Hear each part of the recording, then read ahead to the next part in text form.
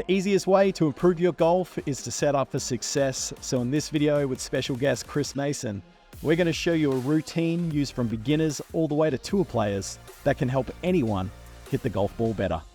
Let's get stuck in. So that shot there, Chris, came out nice and straight. Yeah. And there are certain things we can do in our golf swing to give ourselves the best chance of success. Yeah.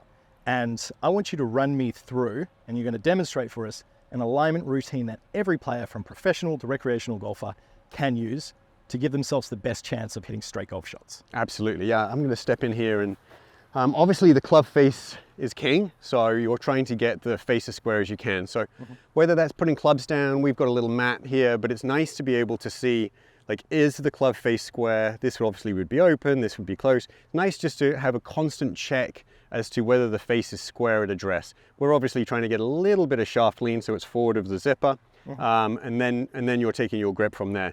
Obviously if the handle is back, that's actually going to add loft and get the face open. If the handle's way forward, even though the club face is square, that's actually going to shut the face, and you're going to have to manage that on the downswing. But I've got a very simple way I want all my players, whether they're a beginner or a tour player, to set up. And what I want them to do is basically put their feet together, put both hands on the club. So take your grip and then put the club face behind the ball, right? From there you can check that the grip is just forward of your zipper, and you're trying to find a balance point here. So if you're too far away from the ball, you're going to be on your toes.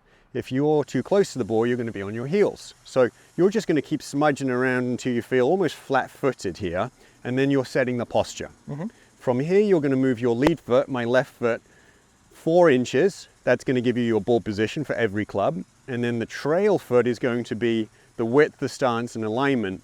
Obviously, if it was a 3-wood, it's going to be much wider. If it's going to be a pitching wedge, it's going to be much narrower. Perfect. But the ball position essentially is staying about 4 inches inside your lead foot. So feet together, set your posture, lead foot for ball position, right foot for width of stance and alignment, and you are ready for success. Yeah, I love that. I love that. So when I get myself into this position, Chris, I think it's great to note as well that our brains love sort of lining up straight angles, right? So if I'm standing face onto the golf ball, we put the club face behind.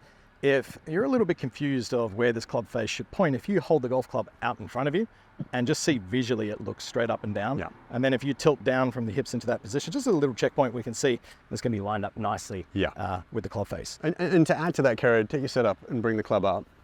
Right? A lot of the times we've talked before about grip and wrist matchup, but if you fully hinge your wrists, you'll be able to tell if that club face is square. Yeah. So it's a nice checkpoint, whether you're leaving it down here, whether you're fully hinging it. Is that club face square? Because if it's closed, you're going to have to make some manipulations, and if it's open, vice versa. Yeah, big time.